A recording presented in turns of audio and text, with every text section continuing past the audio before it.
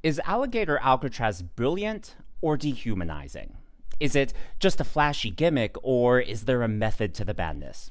Look, I'm not gonna lie, when I first heard about Alligator Alcatraz, my gut reaction was, ooh, that sounds a little degrading. It's a little too close to the Hunger Games for my comfort. But the more I did my own research, the more I realized, hey, there actually is a method to the madness, and there's a lot here to like. Now, of course, when it comes to politics these days, there's a lot of misinformation on both sides. The left is going to do what they do, engage in fear mongering, but the right isn't necessarily selling this the best they can either. So in this video, I'm going to debunk some of the myths that are going on out there, and let's start with this comparison to Auschwitz about him, but Ron DeSantis is still governor of Florida. He took the Comfy Couch hosts on a tour of the concentration camp that he's building in Florida in order to round up people, brown people, and throw them in a camp because he doesn't want them in Florida. Surprise, surprise, the economy of Florida is going to be severely harmed by rounding up brown people who, by the way, all over this country, Latinos are afraid to go to work. Anybody who is perceived or looks Latino is afraid to go to work. I know people who are Oh, it's just brown people being deported. No, Joy Reid, as usual, you are wrong. It's anyone who's here illegally. And yes, that includes white people. So the largest case that happened this week, this is according to Politico, over 800 Europeans, including 1 Austrian, 100 Romanians, and 170 Russians, are being considered for transfers to Guantanamo Bay. And that's part of the reason why Alligator Alcatraz is so great. Because the reason people are being sent to Guantanamo Bay isn't to be tortured like they were during the Iraq War or anything like that, but it's because we need a place to hold people. We need a place to make sure that they don't run away in the country and disappear before they're deported and flown out to their home countries. So Alligator Alcatraz helps create a more efficient process, and obviously it's a better look than Guantanamo Bay. Now, just to double down on this point here, take a look at this photo from NBC News. If you look at the subtext here, talking about these two, husband and wife from Russia. They were deported to Costa Rica. Now, of course, here, the headline from NBC, court orders Costa Rican government to release Asian migrants deported by Trump. But their main image is of two white people, two Russians. So, again, Joy Reid, it's not just brown people. She tries to racialize everything, but when you take a look at the facts, it doesn't work out for her. And also, this picture on X alone has been shared and viewed over 20 million times. On the left side, you'll see Auschwitz,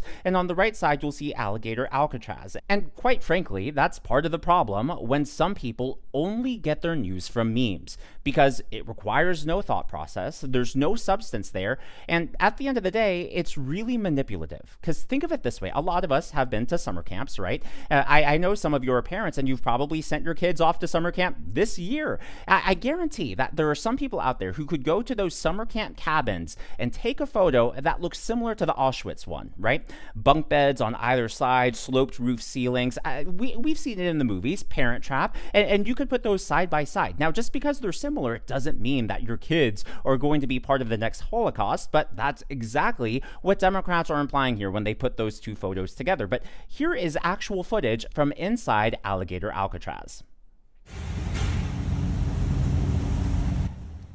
Now, that noise you heard in the background is actually air conditioning. Yep, this is in Florida. They're being air conditioned. It's not like they're being left out in the hot, humid heat. You'll notice that, yes, there are bunk beds, but at least the mattresses aren't on the floor. That'll be really important later on. But a pretty nice facility. It's definitely not shabby, but let's compare this to Joe Biden, because for all the crying that the Democrats are doing about deportations under President Trump, it's not as if Joe Biden didn't deport people. It's not as if Barack Obama didn't deport people, because they did. And in fact, before President Trump's second term, Barack Obama actually had the record of more deportations than President Trump. But under Joe Biden, you'll take a look. This is why I pointed out the mattresses, because the mattresses are on the ground. They don't even have the decency to put them on frames. Meanwhile, in Alligator Alcatraz, at least the beds are on frames. No foil blankets. Here's another one, again under Joe Biden. Obviously, no air conditioning here. It is very hot. They are sitting outside. No bunk beds, not even seats, no mats on the ground. They are sitting on rocks. I mean, look, how uncomfortable must that feel? To sit out in that and have the sun bearing down on you, and yet President Trump is the monstrous one. I think, personally, to me, if I had to choose, I would rather stay in Alligator Alcatraz than one of Joe Biden's detention facilities. But obviously, the big difference here is Auschwitz didn't let people escape. You went there and you died there until you were freed, right? Meanwhile, with Alligator Alcatraz, the whole purpose is to get out, to leave the country, to be flown out of the country on a plane that you don't have to pay for to a country of your choosing, whether it's your home country or somewhere else around the world. So this is where things get really interesting, because this is where we see just how brilliant the planning of this detention facility is and just how efficient government can be when it wants to be. So right now, Democrats are crying and they're claiming that this is going to be a blight on the Everglades, and they're claiming it's dehumanizing and degrading. And don't get me wrong, I felt that way at first, but it's not as if they purposefully wanted to create a moat of alligators surrounding this detention facility, right? No, they chose this location because the infrastructure was already there. According to BBC, the virtually abandoned Florida airport being turned into Alligator Alcatraz. In other words, they're building on top of something that already exists. They said, hey, we can actually detain people here, we can process them here, and oh, look, there's an abandoned airfield, we'll fly them out. Talk about efficient. So there's this photo that was going all over X, Threads, TikTok, Instagram, wherever, and this is absolutely fake. The concept at first was that, oh, they're going to build this detention facility and there's going to be a moat. You may have even seen this video on X alone. This video has over 20 million views. I went on TikTok. I saw a few more accounts. Now, just based on my own crude estimate, looking at how many times this was shared and different profiles, it looks like this has been viewed at least 100 million times. Realistically, it's probably more because I can't track every single account out there, but this video supposedly shows the first recruit alligator, but that's not the case at all. That was from don't get me wrong, that's a real video, but that's from Texas a few years ago. It has nothing to do with Alligator Alcatraz. They're not actually importing alligators there. This is a facility being built, like I said, on this abandoned airstrip. Here's what it actually looks like.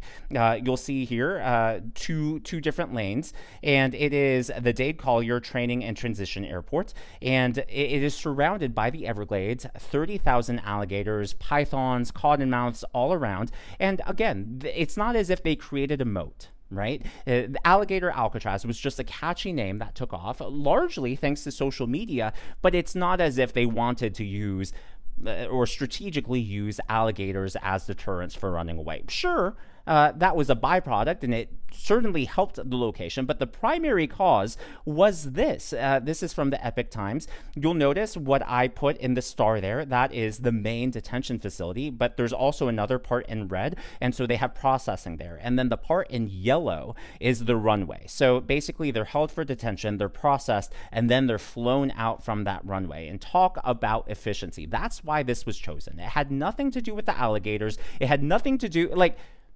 for all the rumors on both sides out there, this really was about efficiency. They were able to construct this in not even 2 weeks. It went up like that. And that's why I said what I said earlier about efficiency. Yeah, the government can be really efficient when it wants to be. Now, over on CNN, they had on an expert, and she was oh so upset that this Alligator Alcatraz was being built there and was going to destroy the wildlife. But as you now know, it's not as if they started construction randomly in the Everglades. No, they just built a facility on infrastructure that was already there, yet this is somehow going to contribute to climate change and the end of the world. I don't know. Someone make this make sense.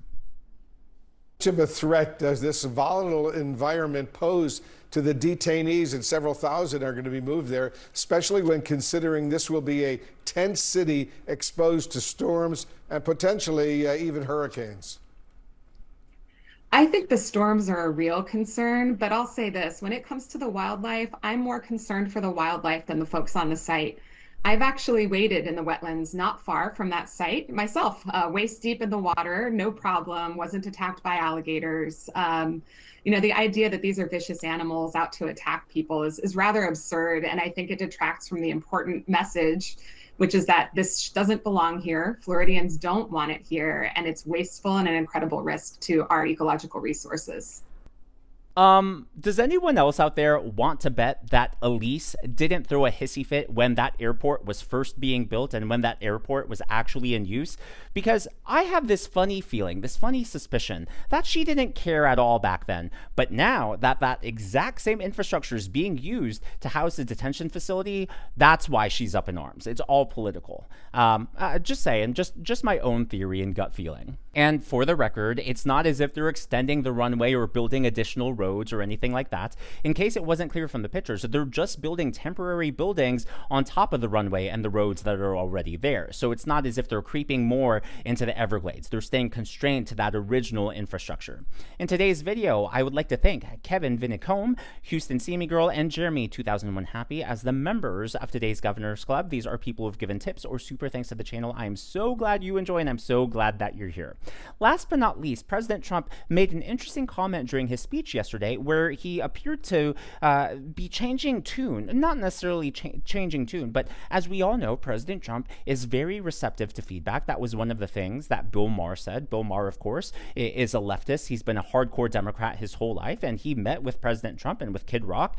And when Bill Maher came out of that meeting, he said, wow, I'm really shocked. He actually listened, and the one thing he took away was President Trump listens. He's actually interested in your opinion, and he can actually change his mind on things. And so this is going to upset some of the hardliners when it comes to immigration, but I think that this is actually going to reach more middle of the road as well as independent voters. Take a look. Tom Homan, and we're working on legislation right now. Susie, right? We're working on legislation right now where farmers, look, they know better. They work with them for years. You had cases where, not here, but just even over the years, where people have worked for on a farm for 14, 15 years, and they get thrown out pretty viciously, and we can't do it. We got to work with the farmers and people that have hotels and leisure properties too. We're going to work with them, and we're going to work very strong and smart, and we're going to put you in charge. We're going to make you responsible, and I think that that's going to make a lot of people happy. Now, serious radical right people, who I also happen to like a lot, they may not be quite as happy, but they'll understand, won't they? Do you think so? Madam Secretary, look at you with a white hat on. Do you think they'll understand that? You're the one that brought this whole situation up.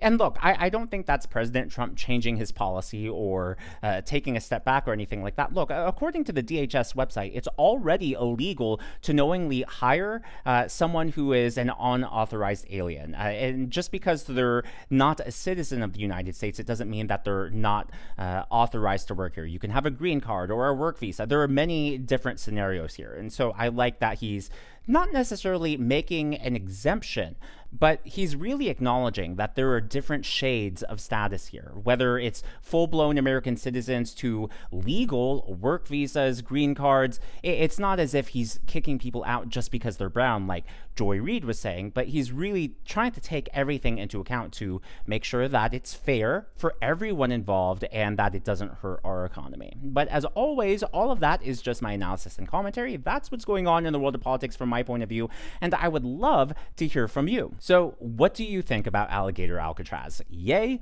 or nay? Was there something you learned in this video that you didn't already know? Or on the other hand, is there something that I didn't cover that you think I should know and other viewers should know? Either way, let me know down in the comments below. And if there's new information or something I left out, please leave that comment. And if you see that comment, please thumb it up. I want the comments to be engaging and informative and entertaining for everyone. So I love it when people thumbs up comments because it helps other people get other points of view and other facts that I maybe didn't cover or didn't know about. If you haven't already, please be sure to leave me a thumbs up. I know it's a simple thing to ask for, but it really does help me reach more viewers like you in the algorithm. Be sure to smash that subscribe button and to check out one of these videos. Oh, by the way, before videos, I've been meaning to talk about this because I've been getting a lot of comments. That is not a litter box. That is what is called a kneader feeder. You can sort of see the glint of Drogon's food bowl. So there's a food bowl and a water bowl there. And the reason it's in that plastic thing is to basically keep the food and water inside. So like if it splashes, it's not getting on the floor. And the cats drink out of that too sometimes, though they also have other sources of food and water around. But no, that is not a litter box that I have. Trust me, I would not have that on screen. Wanted to clarify. But anyways, check out one of these videos.